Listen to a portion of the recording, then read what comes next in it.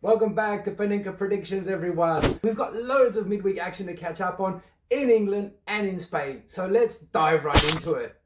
As there are many games coming up over the next few weeks, I'm not going to be making predictions on all the games in action.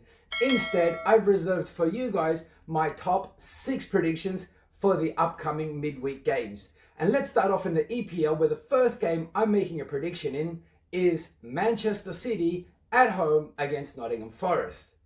Well, what really can we say about Manchester City? I have never seen a Pep Guardiola side playing so badly and so consistently for this long now.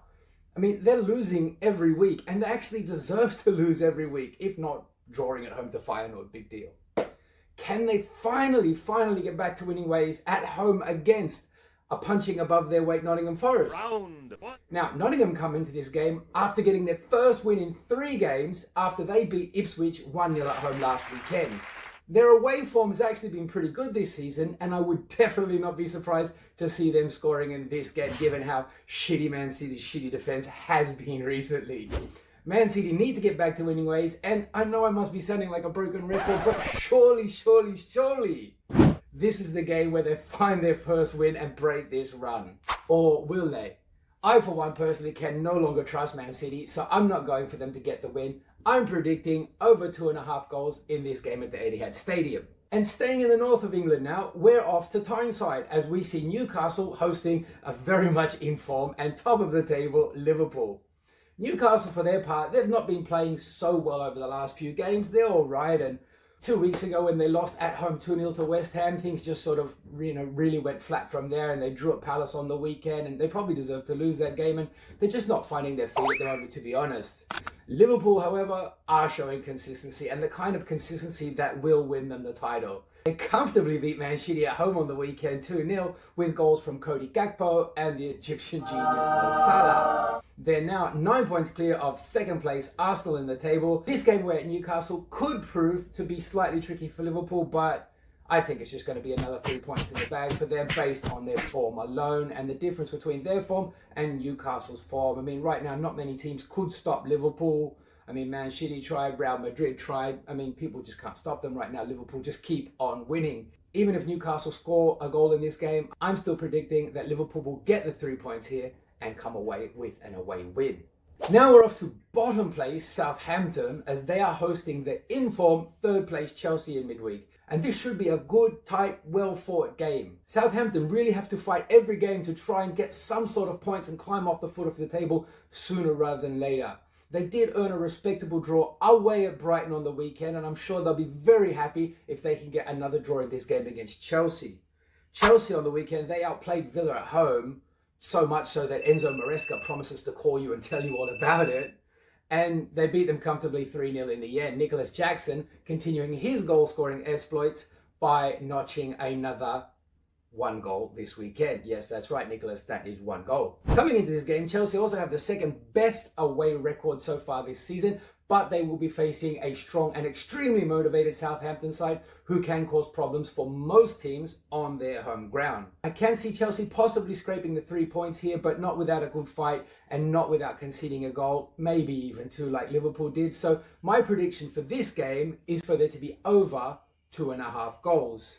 And next up, we have Arsenal in second place, hosting Manchester United. Both teams recorded good wins on the weekend and will come into this game high on confidence, but only one of them will come away after this game feeling that same way. Man U deservedly beat Everton on the weekend, but most teams would beat Everton right now.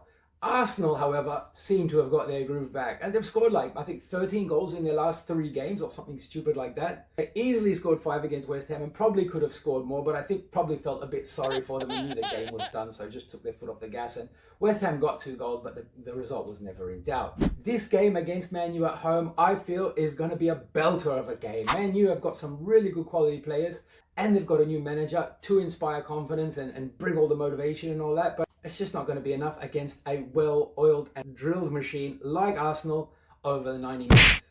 I see the Gunners coming away with another win here quite convincingly against Man U and probably scoring quite a few goals in doing so. So I'm going for an Arsenal home win and over 2.5 goals. And now we have 2 high-scoring teams as Bournemouth host Dr. Tottenham.